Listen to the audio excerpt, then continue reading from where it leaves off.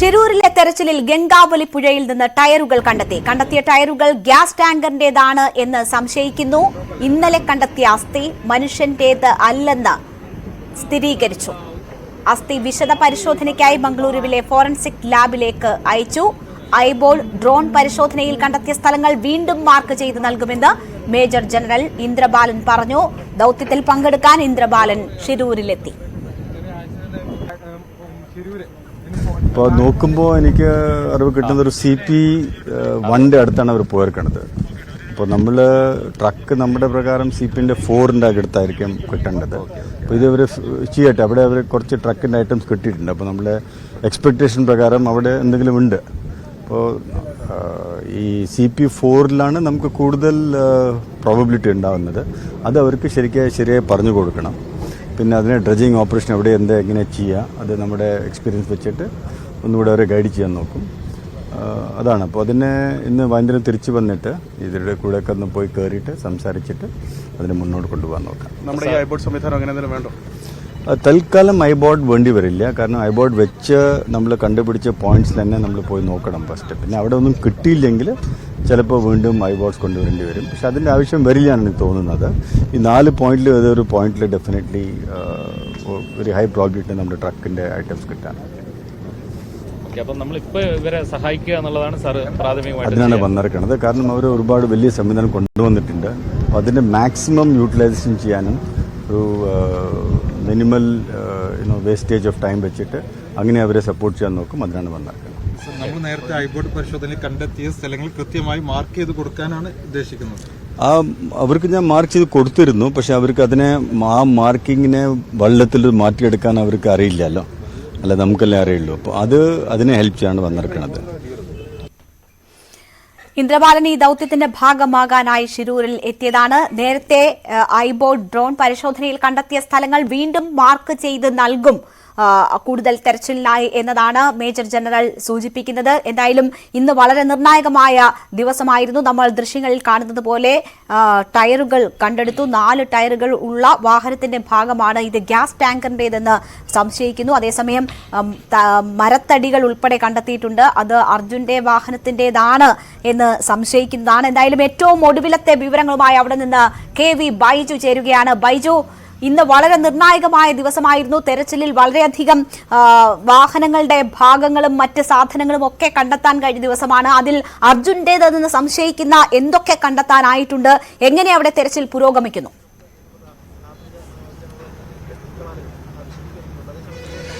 തീർച്ചയായും രേണുക, നിർണായകമായ ഘട്ടത്തിലാണ് ഇപ്പോൾ ഈ തെരച്ചിലുള്ളത്. ഇതിൽ ഏറ്റവും ഇന്ന് കിട്ടിയത് അർജുന്റെ വാഹനത്തിന്റെ ഒരു ബമ്പർ മാത്രമാണ് ഇന്ന് ലഭിച്ചത്. പക്ഷേ അതേസമയം തന്നെ നിരവധി വസ്തുക്കൾ ഗംഗാവലി പുഴയിൽ നിന്നും ഇന്ന് ഡ്രഡ്ജർ ഉപയോഗിച്ച് നടത്തിയ പരിശോധനയിൽ കണ്ടെത്തി എന്നതാണ് ഏറ്റവും പ്രധാനം.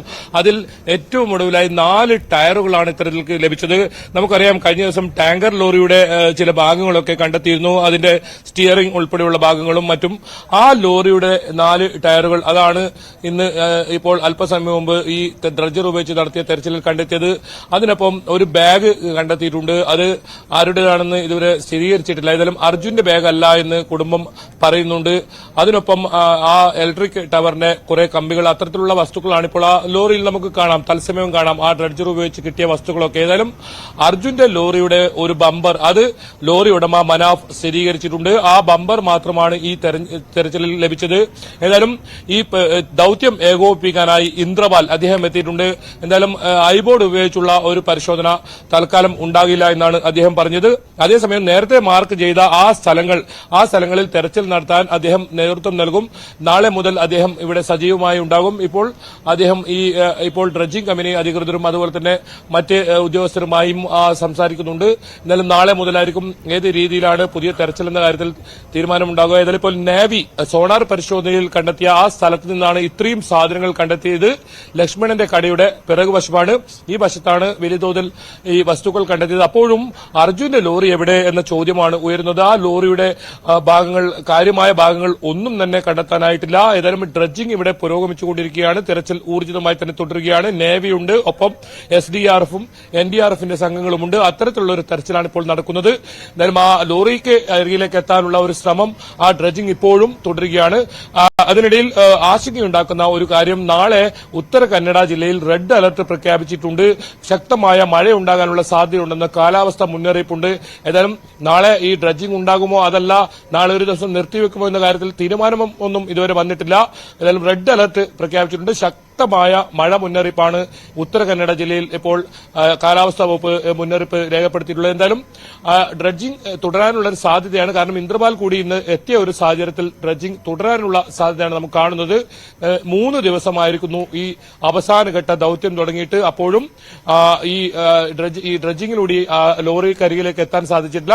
ഇതിനിടെയാണ് മറ്റൊരു പ്രധാനപ്പെട്ട ഒരു വിവരം കൂടി വരുന്നത്. അതായത് ഇന്നലെ കണ്ടെത്തിയ അസ്ഥി, നമ്മൾ ന്യൂസ് 18 ആ വാർത്ത ആദ്യം ഇത്തരത്തിലൊരു അസ്ഥി കിട്ടിയെന്ന വിവരം പുറത്തറിയിച്ചത്. ആ അസ്ഥി അത് മനുഷ്യന്റേതല്ല എന്ന് പ്രാഥമികമായ ഒരു നിഗമനം വന്നിരിക്കുന്നു. അത് അതുപോലെ ഇവിടുത്തെ മൃഗഡോക്ടറും അങ്ങനെ ഒരു സംഘമാണ് ഇത്തരത്തിൽ ആ ഒരു നിഗമനത്തിലേക്ക് എത്തിയത്. പക്ഷേ അതിന് വിശദമായ പരിശോധന നടക്കും. അതിനായി മംഗളൂരുവിലെ DNA പരിശോധനയ്ക്കായി ലാബിലേക്ക് കൊണ്ടുപോയതായാലും അത് മൃഗത്തിന്റേതാകാം എന്ന ഒരു നിഗമനത്തിലേക്കാണ് എത്തുന്നത്. അങ്ങനെയെങ്കിൽ ആ പ്രതീക്ഷ കൂടി ഇല്ലായിരുന്നു. ഇനി ആകെയുള്ള പ്രതീക്ഷ ഈ ഡ്രഡ്ജർ ഉപയോഗിച്ചുള്ള തെരച്ചിൽ തന്നെയാണ്.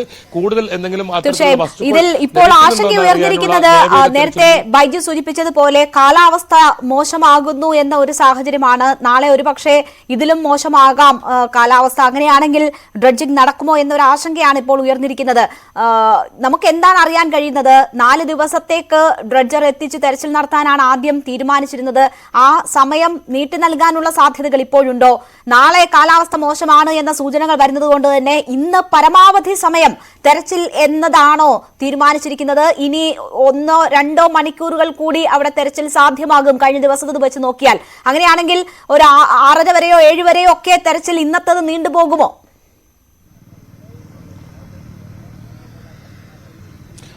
തീർച്ചയായും രേണുക 7 മണി വരെ തിരച്ചിൽ തുടരാനുള്ള ഒരു സാധ്യതയുണ്ട്.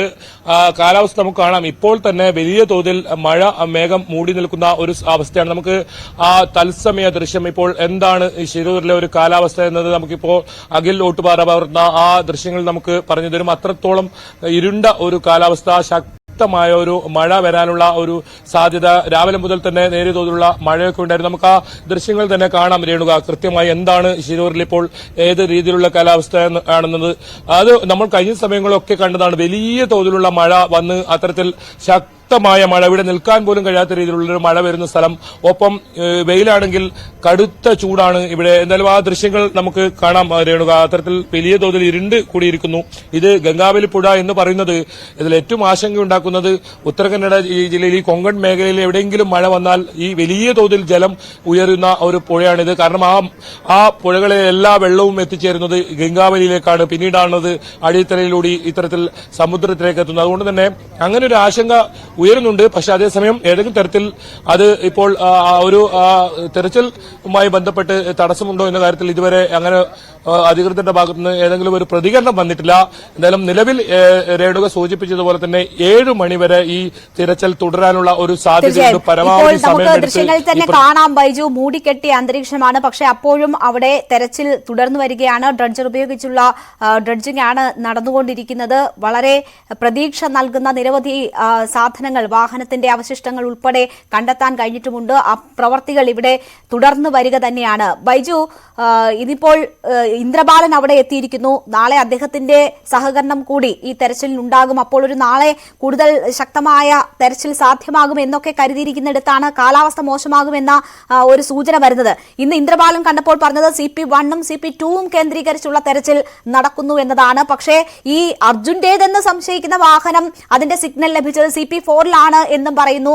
അവിടം കേന്ദ്രീകരിച്ച് സാധ്യമാകുമോ തെരച്ചിൽ എന്നതാണ് നാളെ പരിശോധിക്കാമെന്ന് അദ്ദേഹം പറഞ്ഞത്. അപ്പോൾ ഇനിയുള്ള പ്രതീക്ഷ CP4ലാണ്. ഇതിപ്പോൾ CP1ൽ നിന്നും 2വിൽ നിന്നും നിരവധി അവശിഷ്ടങ്ങൾ ലഭിക്കുമ്പോൾ പോലും അതൊന്നും അർജുന്റെ വാഹനത്തിന്റേതല്ല എന്നാണ് മനസ്സിലാക്കുന്നത്. അപ്പോൾ ഇനിയുള്ള പ്രതീക്ഷ CP4ലേക്ക് ചുരുങ്ങുകയാണോ?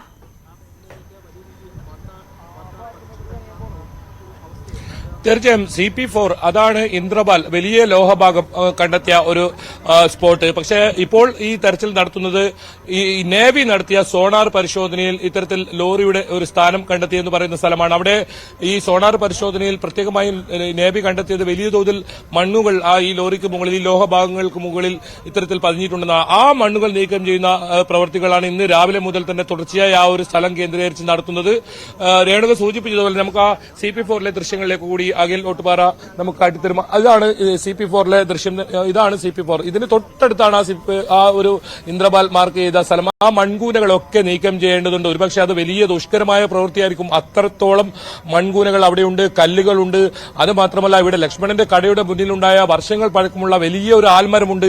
ആൽമരമൊക്കെ നീക്കേണ്ട ഒരു പ്രവൃത്തി നടത്തേണ്ടി വരും. ഏതായാലും CP4ലെ ഇത്തരത്തിലുള്ള ഡ്രഡ്ജർ ഉപയോഗിച്ചുള്ള തിരച്ചിൽ അതീവ ദുഷ്കരമായിരിക്കും. കാരണം അവിടെ ഒരു ടവർ, ആ ടവറിന്റെ ചില ഭാഗങ്ങളൊക്കെയാണ് ഇപ്പോൾ അല്പസമയം മുമ്പ് ഇവിടെ ഈ ഡ്രഡ്ജിംഗിൽ ഇടയിൽ കിട്ടിയത്. കാരണം അതൊക്കെ വരുന്ന സമയത്ത് ഡ്രഡ്ജ് ടഗ് ബോട്ട് തന്നെ മുകളിലേക്ക് ഉയരുന്നത്, അതിന് താങ്ങാൻ പോലും കഴിയാത്ത രീതിയിൽ അത് ഉയരുന്നതൊക്കെ നമ്മൾ കണ്ടതാണ്. എന്തായാലും അതീവ ദുഷ്കരമാണ് ഈ CP4ലെ തെരച്ചിലെന്നാണ് നമുക്ക് ഇവിടെ നിന്നും നേരിട്ട് ഈ പ്രവൃത്തി കാണുന്ന ഒരാളെന്ന നിലയിൽ വിലയിരുത്താൻ കഴിഞ്ഞത്. ഇപ്പോൾ ഈ സോണാർ പരിശോധന, നേവി നടത്തിയ പരിശോധന, അതിന്റെ ഒരു കേന്ദ്രം, അത് നേരത്തെ പറഞ്ഞതുപോലെ CP1 ആ ഒരു പോയിന്റിലാണ് ഇപ്പോൾ ഈ തെരച്ചിൽ ഇന്ന് മുഴുവൻ രാവിലെ മുതൽ നടത്തുന്നത്. ഈ കുടുംബവും ആവശ്യപ്പെട്ടത് ഇപ്പോൾ ഈ നടത്തുന്ന ഈ സ്ഥലം, ഇവിടെ ലോറി ഉണ്ടാകാനുള്ള ഒരു സാധ്യത ഉണ്ട്. അതുകൊണ്ട് തന്നെ ഇവിടെ തെരച്ചിൽ നടത്തണം. അത് തന്നെയാണ് നേരത്തെ ഈശ്വൽ മൽപ്പി നടത്തിയ ഒരു സ്ഥലം. അതുകൊണ്ട് ഈ CP4ലേക്ക് നാളെ മാറുമോ അല്ല ഇതേ സ്ഥലത്ത്, ഇപ്പോൾ നമ്മൾ ദൃശ്യങ്ങൾ കാണുന്ന ഇതേ സ്ഥലത്ത് തന്നെയായിരിക്കും തിരച്ചിൽ എന്നത് ഏതായാലും ഇന്ന് അറിയേണ്ടിയിരിക്കുന്നു. ഏതായാലും ഇന്ദ്രപാൽ ഈ അധികൃതരുമായി, അതായത് ടെക് ബോട്ട് ഈ ഡ്രഡ്ജറിന്റെ ഉടമകളുമായി അധികൃതരുമായി സംസാരിക്കുകയുണ്ടായി. MLA ഉൾപ്പെടെയുള്ളവർ അല്പസമയത്തിനകം ഇവിടെ എത്തും. അവർ തമ്മിലൊരു യോഗമുണ്ടാവും. നാളത്തെ ഏത് രീതിയിലൊക്കെ ഈ തെരച്ചിൽ വേണമെന്ന കാര്യത്തിൽ എന്തായാലും ഇതുവരെ അർജുന്റെ ലോറി കണ്ടെത്താൻ ഇതുവരെ സാധിച്ചിട്ടില്ല. വലിയ തോതിലുള്ള ഏതെങ്കിലും ഭാഗങ്ങളോ കണ്ടെത്താൻ സാധിച്ചിട്ടില്ല എന്നതാണ് വസ്തുത. ഏതായാലും ഈ ടാങ്കർ ലോറിയുടെ ഒരുപാട് ഭാഗങ്ങളാണ് ഇപ്പോൾ ലഭിച്ചിരിക്കുന്നത്. നേവിയുടെ ഒരു സംഘം ഇപ്പോൾ ആ ഭാഗത്തേക്ക് പോകുന്നത് ഒരുപക്ഷെ ഇന്ദ്രപാലിനെയും കൊണ്ടാണ്. ആ ഡ്രഡ്ജറിലേക്ക് നമുക്ക് ദൃശ്യങ്ങൾ അല്പസമയത്തിനകം അത് കാണാം. ആ ഡ്രഡ്ജർ കമ്പനി അധികൃതരുമായി കാര്യങ്ങൾ വിലയിരുത്താൻ നേവിയുടെ സംഘങ്ങൾ കടന്നുപോകുന്ന ദൃശ്യങ്ങളാണ് നമുക്കിപ്പോൾ തത്സമയം കാണുന്നത്. അവർ പുഴയുടെ പല ഭാഗത്തും ഇത്തരത്തിൽ തെരച്ചിൽ നടത്തുന്നുണ്ട്. ഏതെങ്കിലും വസ്തുക്കൾ ലഭിക്കുന്നുണ്ടോ, എന്തെങ്കിലും സൂചനകൾ ലഭിക്കുന്നുണ്ടോ എന്നറിയാനുള്ള ഒരു തെരച്ചിലാണ്. അത് മാത്രമല്ല GPS പരിശോധന, സോണാർ പരിശോധന ഒക്കെ നടക്കുന്നു. ഇവർ ആ തെരച്ചിൽ നടത്തുന്ന ദൃശ്യങ്ങൾ തത്സമയം ഇപ്പോൾ കാണുന്നത് നേവിയുടെ ഒരു സംഘമാണ്. അവർ അവരുടേതായ രീതിയിൽ തെരച്ചിൽ നടത്തുന്നു. ഒരു ഭാഗത്ത് ഡ്രഡ്ജിംഗ് നടക്കുമ്പോൾ നേവി അവരുടെ ആ രീതിയിൽ തെരച്ചിൽ നടത്തുന്നു. ഇനി നാളെ ഈശ്വർ മൽപ്പ കൂടി എത്തുകയാണെങ്കിൽ 3 സ്ഥലത്ത് 3 പേർ നടത്തുന്ന തെരച്ചിൽ, അത്തരത്തിൽ ഊർജിതമായ ഒരു തെരച്ചിൽ നടത്തണം. അപ്പോഴും നേരത്തെ സൂചിപ്പിച്ചതുപോലെ തന്നെ ഈ റെഡ് അലർട്ട് ഉള്ളതുകൊണ്ട് ഏതെങ്കിലും തരത്തിൽ നാളെ ഈ തെരച്ചിൽ നിർത്തിവെക്കുമോ വരുന്നോ. 2 ദിവസത്തേക്കാണ് ഇപ്പോൾ റെഡ് അലർട്ട് പറയുന്നത്. അതിനി കൂടുതൽ ദിവസങ്ങളിലേക്ക് നീണ്ടുപോകും. അതൊക്കെ ഒരു ആശങ്ക ഉയരുന്നുണ്ട്. എന്തായാലും ഒരു ആശ്വാസ വാക്കുകൾ നമുക്ക് ഇപ്പോഴും ലഭിക്കുന്നില്ല ശിരൂരിൽ നിന്നും, ഗംഗാവലി പുഴയുടെ കരയിൽ നിന്നും. അർജുനായുള്ള തെരഞ്ഞെടുപ്പ് കാത്തിരിപ്പ് അത് നീളുകയാണ്. ഓരോ പ്രതീക്ഷകൾ പല ഘട്ടങ്ങളിലായി വരുമ്പോൾ പോലും പിന്നീട് അത് അകന്നു പോകുന്നതാണ് നമ്മൾ കണ്ടത്. ഇന്ന് രാവിലത്തെ തെരച്ചിലിൽ ഈ വാഹനത്തിന്റെ ഭാഗം, അത് ബമ്പറിന്റെ ഭാഗം കണ്ടെത്തുമ്പോൾ വലിയ പ്രതീക്ഷയായിരുന്നു.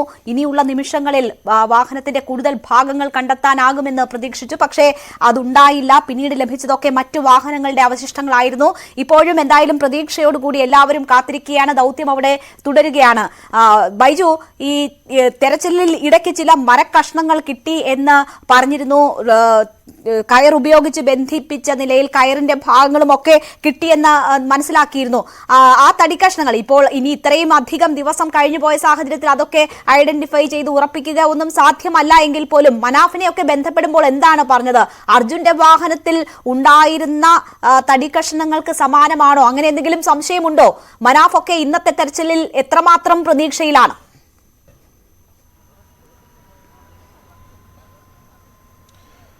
തീർച്ചയായും ആ തടിക്കഷ്ണങ്ങൾ അത് അർജുന്റെ ലോറിയുടെ തന്നെയെന്ന് എന്തായാലും സ്ഥിരീകരിച്ചിട്ടുണ്ട്. ഒപ്പം കയർ ഉൾപ്പെടെയുള്ള വസ്തുക്കളും അർജുന്റെ ലോറിയുടെ എന്ന് സ്ഥിരീകരിച്ചിട്ടുണ്ട്. എന്തായാലും നമുക്കിപ്പോൾ മന്ത്രി, കർണാടക മന്ത്രിയുടെ ഒരു പ്രതികരണം വരുന്നു. നമുക്ക് അതിലേക്ക് ഒന്ന് പോകാമെന്ന് തോന്നുന്നു. രേണുക, ഔദ്യോഗികമായി നാളെ തെരച്ചിൽ ഉണ്ടാകുമോ അതല്ല കാർവാർ MLA ഉൾപ്പെടെ എത്തിയിട്ടുണ്ട്. നമുക്ക് ഏതായാലും അവരുടെ പ്രതികരണം വളരെ വിലപ്പെട്ടതാണ്. ഇനി തെരച്ചിൽ എങ്ങനെയാണ് എന്ന കാര്യത്തിൽ നമുക്ക് ആ പ്രതികരണം കൂടി തേടേണ്ടിയിരിക്കുന്നു. ആ പ്രതികരണം ഒന്ന് നമുക്ക് പോകാം.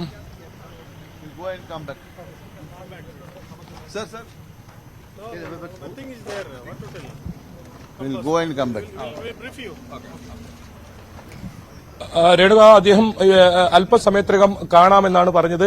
അദ്ദേഹം ഇന്ദ്രപാലുമായി അവർ ചർച്ച നടത്തുന്നുണ്ട്. അതിനുശേഷം പ്രതികരിക്കുമെന്നാണ് പറഞ്ഞത്. ഏതായാലും നമുക്ക് അറിയേണ്ടത് നാളെ തിരച്ചിൽ ഉണ്ടാകുമോ അതല്ല ഈ റെഡ് അലർട്ട് ഉള്ളതുകൊണ്ട് ഏതെങ്കിലും തരത്തിൽ തിരച്ചിൽ 2 ദിവസത്തേക്ക് മാറ്റിവെക്കാനുള്ള സാധ്യതയുണ്ടോ എന്നൊക്കെ അറിയേണ്ടതുണ്ട്. ആ ദൃശ്യങ്ങളാണ് കാണുന്നത്. SP ഉണ്ട്, കാർവാർ MLA ഉണ്ട്.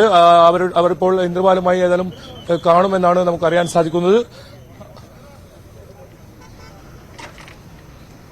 എന്തായാലും ഒരു അനിശ്ചിതത്വം ഈ കാര്യത്തിൽ ഉണ്ടാകാൻ ഒരു ആശങ്കയുണ്ട് നാളത്തെ കാര്യത്തിൽ. എന്തായാലും അത് ഒരു സ്ഥിരീകരണം വരേണ്ടിയിരിക്കുന്നു. അല്പസമയത്തിനകം തന്നെ കാർവാർ MLA മാധ്യമങ്ങളെ കാണും എന്ന് തന്നെയാണ് അറിയിച്ചിട്ടുള്ളത്. പോയിട്ട് വരുമെന്നാണ് അദ്ദേഹം അറിയിച്ചിട്ടുള്ളത്. എന്തായാലും അതിനുവേണ്ടി കാത്തിരിക്കേണ്ടി വരും. എന്താണ് ഇനി തീരുമാനം എന്ന കാര്യത്തിൽ അത് ഉടനെ തന്നെ നമുക്ക് അറിയാൻ പറ്റും. അദ്ദേഹം മടങ്ങി വന്നതിന് ശേഷം മാധ്യമങ്ങളെ കാണുമെന്നാണ് ഇപ്പോൾ അറിയിച്ചിട്ടുള്ളത്. തീർച്ചയായും എന്തായാലും എല്ലാവരുടെയും ശ്രദ്ധ ശിരൂരിൽ തെരച്ചിൽ നടക്കുന്ന സ്ഥലത്ത് തന്നെയാണ്. കാർവാർ MLA വന്ന് സ്ഥലത്ത് വന്ന് കാര്യങ്ങൾ മനസ്സിലാക്കി മടങ്ങുന്നതാണ് നമ്മൾ കണ്ടത്. അദ്ദേഹം വീണ്ടും അവിടേക്ക് തന്നെ തിരിച്ചെത്തും. പിന്നീട് മാധ്യമങ്ങളോട് കാര്യങ്ങൾ വിശദീകരിക്കാമെന്ന് പറയുന്നു. ഇപ്പോൾ ഉയർന്നിരിക്കുന്ന ആശങ്ക നാളെ തെരച്ചിൽ സാധ്യമാകുമോ എന്നത് സംബന്ധിച്ചാണ്. ഇപ്പോഴും ശിരൂരിൽ തെരച്ചിൽ നടക്കുന്ന ഗംഗാവലി പുഴയുടെ ഭാഗങ്ങളിലൊക്കെ മൂടിക്കെട്ടിയ അന്തരീക്ഷമാണ് ഉള്ളത്. ഏത് സമയം വേണമെങ്കിലും ശക്തമായ മഴയ്ക്കുള്ള സാധ്യത അവിടെയുണ്ട്. മഴ പെയ്താൽ അവിടെ തുടരുന്നത് പോലും വലിയ ബുദ്ധിമുട്ടാകും. അവിടെ ഉരുൾപൊട്ടൽ സാധ്യതയുള്ള ഇടമാണ്. അതുകൊണ്ട് തന്നെ അവിടെ നിന്ന് മാധ്യമങ്ങളെ ഉൾപ്പെടെ നീക്കും എന്ന കാര്യം ഉറപ്പാണ്. അങ്ങനെയാണെങ്കിൽ മഴ പെയ്ത് ജലനിരപ്പ് ഉയർന്നാൽ തെരച്ചിലും അസാധ്യമാകുന്ന ഒരു സാഹചര്യമൊക്കെ ഉണ്ടാകും. ആ ഒരു അനിശ്ചിതത്വം അവിടെയുണ്ട്. നാളത്തെ തെരച്ചിൽ ഉണ്ടാകുമോ ഇല്ലയോ എന്നതാണ് അറിയേണ്ടത്. ഇന്ദ്രപാലിനൊക്കെ എത്തിയ സാഹചര്യത്തിൽ CP4 കേന്ദ്രീകരിച്ചൊക്കെ നാളെ കൂടുതൽ ശക്തമായി ഡ്രഡ്ജിംഗ് നടക്കും എന്ന് പ്രതീക്ഷിക്കുന്നിടത്താണ് കാലാവസ്ഥ വീണ്ടും വില്ലനാകുന്നത്. ആ ഒരു സാഹചര്യമാണ് KV ബൈജു ചൂണ്ടിക്കാട്ടുന്നത്. ബൈജു, ഇപ്പോഴും നമുക്ക് കാണാം അവിടെ ഡ്രഡ്ജർ ഉപയോഗിച്ച് തെരച്ചിൽ തുടർന്നുകൊണ്ടേയിരിക്കുകയാണ്. 7 മണിവരെയെങ്കിലും തെരച്ചിൽ തുടരുമെന്ന് പ്രതീക്ഷിക്കുന്ന ഒരു സാഹചര്യമാണ് ഉള്ളത്. CP4 കേന്ദ്രീകരിച്ച് നാളെ തെരച്ചിൽ എന്ന് പറയുമ്പോൾ അതിന് നേരിടുന്ന വെല്ലുവിളികൾ എന്തൊക്കെയാണ്? നേരത്തെ 15 അടിയിൽ കൂടുതൽ ഇപ്പോൾ അവിടെ നിന്ന് മനാഫ് മാധ്യമങ്ങളെ പറയുന്നത്. അപ്പൊ കുറച്ചേരം ഇപ്പൊ വരുന്നുണ്ട് ആള്. ലോറിയുടെ കുറെ പാർട്സ് ഉണ്ട്. നമ്മളത് കുറവാ, നമ്മളതില്ല. സ്ഥിരീകരിച്ചത് പിന്നെ കയറുണ്ട്, അതുപോലെ ക്രാഷ് ഗാർഡ് ഉണ്ട്. അതല്ലാതെ മറ്റെന്തെങ്കിലും വസ്തുക്കളുണ്ടോ? കുറെ പാർട്സ് ഉണ്ട്. ഈ പാർട്സുകളൊന്നും നമ്മളതല്ല. ആ ഉണ്ട്. ഏതെങ്കിലും ഭാഗങ്ങളുണ്ടോ അവിടെ? ആ ഉണ്ട്. ആംഗ്ലർ ബാക്ക് സൈഡില് മരങ്ങളുണ്ട്. മരം കയറ്റിയിട്ടിക്കണ്, കയറ് കയറ്റിയിട്ടിക്കണ്. കുറച്ച് ആംഗ്ലർ ഉണ്ട് ചെറിയത്. അതായത് നമ്മളെ വണ്ടീന്റെ അധികം പാർട്സ് ഇല്ല. നമ്മൾ ഒരു 95% മറ്റു വണ്ടികളുടെ പാർട്സുകളാണ്. എന്തായാലും രേണുക, ഞാൻ നേരത്തെ സൂചിപ്പിച്ചതുപോലെ തന്നെ അർജുന്റെ ലോറിയുടെ കാര്യമായ ഭാഗങ്ങളൊന്നും തന്നെ കണ്ടെത്തിയിട്ടില്ല. കാര്യമായ സാധനങ്ങളൊന്നും കണ്ടെത്തിയിട്ടില്ല. നമ്മൾ നേരത്തെ സൂചിപ്പിച്ചതുപോലെ ഒരു ക്രാഷ് ഗാർഡ്, അത്തരത്തിലുള്ള ചെറിയ ചെറിയ വസ്തുക്കൾ മാത്രമാണ് അർജുന്റെ ലോറിയുടേത് കിട്ടിയത്. ഒരു പക്ഷേ അത് വലിയ തോതിൽ ലോറി